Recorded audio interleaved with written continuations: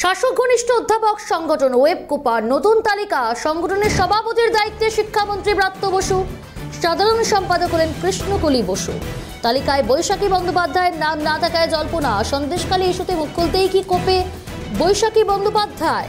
এরকমই প্রশ্ন উঠছে এবার। আপনাদের জানিয়ে রাখবো, ওয়েব কুপার তালিকা প্রকাশ। আমাদের সঙ্গে রয়েছে আমাদের চিফ রিপোর্টার সত্যজিৎ মুখোপাধ্যায়। সত্যজিৎ, স্বাভাবিকভাবেই এই প্রশ্ন আরো উঠে উঠলো যে সন্দেশখালী ইস্যু নিয়ে যেভাবে মুখ খুলেছিলেন বৈশাখী বন্দ্যোপাধ্যায়, সেই কারণেই কি কোপের মুখে পড়তে হলো?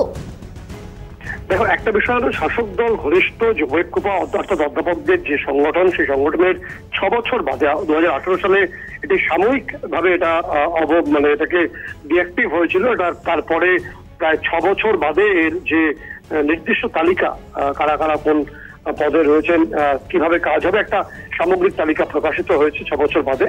এবং সেই তালিকা তুমি যেমন জানাচ্ছে, নির্দিষ্টভাবে শিক্ষামন্ত্রী ব্রাত্য বসু সভাপতি পদে রয়েছেন, বাকি ক্ষেত্রে সাধারণ সম্পাদক পদে রয়েছেন কৃষ্ণকলি বসু। এবং এই 6 বছর আগের যে তালিকা ছিল বা যে পরিচালন কমিটি ছিল, সেখানে নির্দিষ্টভাবে সাধারণ সম্পাদক পদে ছিলেন বৈশাখী বন্দ্যোপাধ্যায়। সাম্প্রতিক সময়ে বৈশাখী বন্দ্যোপাধ্যায় তিনি সন্দেশখালী যে মহিলাদের সম্মান সম্পর্কে মুখ খুলেছিলেন একাধিক গণমাধ্যমে।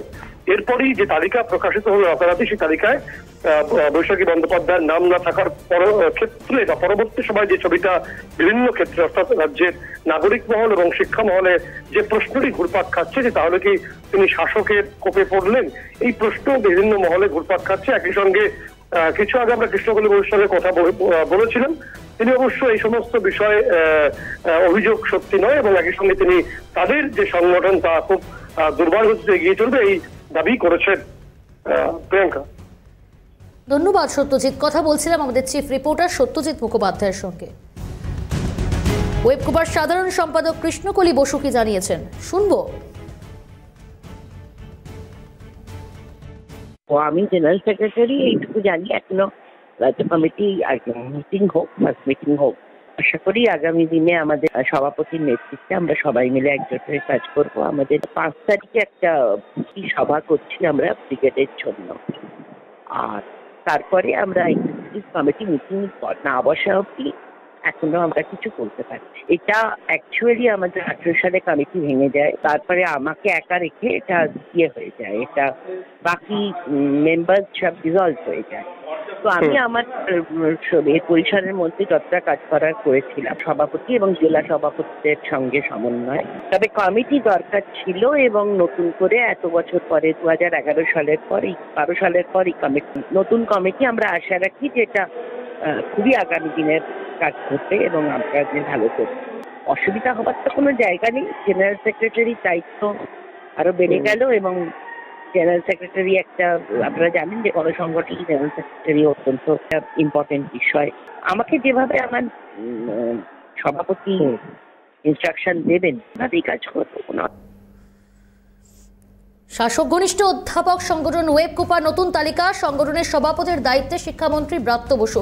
ইতিমধ্যেই আমরা টেলিফোন লাইনে যোগাযোগ করতে পেরেছি অধ্যাপিকা বৈশাখী বন্দ্যোপাধ্যায়ের সঙ্গে। আপনাকে ক্যালকাটা নিউজের স্বাগত দিদি। বৈশাখীদি, আপনার নাম তালিকায় নেই, স্বাভাবিকভাবেই একটা কোথাও জল্পনা উস্কে উঠছে, কি বলবেন? নমস্কার। না দেখুন, আমার নাম তো এর আগেই দেওয়া হয়েছিল। 2018 সালের 8ই মার্চ মমতা বন্দ্যোপাধ্যায় নিজে ওয়েব কুপার পুরো কমিটি ভেঙে দেন এবং তখন থেকেই আমি কখনোই ওই পদে ছিলাম না।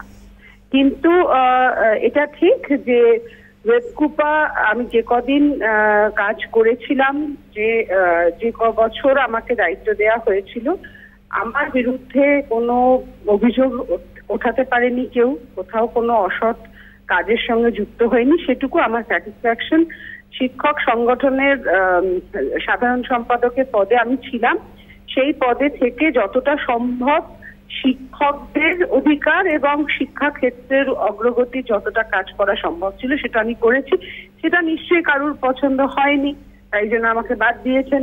যারা এসেছেন ক্ষমতায় তারা আশা করছি শিক্ষক সংগঠনের জন্য লড়বেন, আর নিজের স্বার্থ সিদ্ধির বদলে শিক্ষকদের স্বার্থের কথা চিন্তা রেখে তারা কাজ করবেন, এটুকুই আশা করব।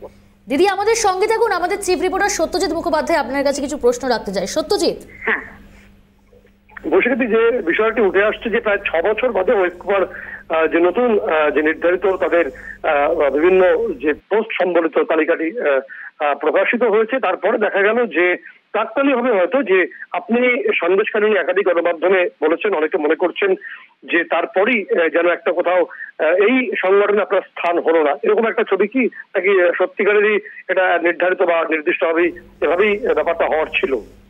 দেখুন, যেদিনকে আমাকে সরিয়েছিল সত্যজিৎ, সেই দিনকে অনেকে বলেছিলেন যে সেটাও আমাকে শাস্তি দেওয়ার জন্যই, ব্যক্তিগতভাবে আমার ওপর কোনো জায়গায় রোষ ছিল, সেই জন্য আমাকে সরানোর জন্যই ওয়েবকুপাকে ভেঙে দেওয়া হয়েছিল।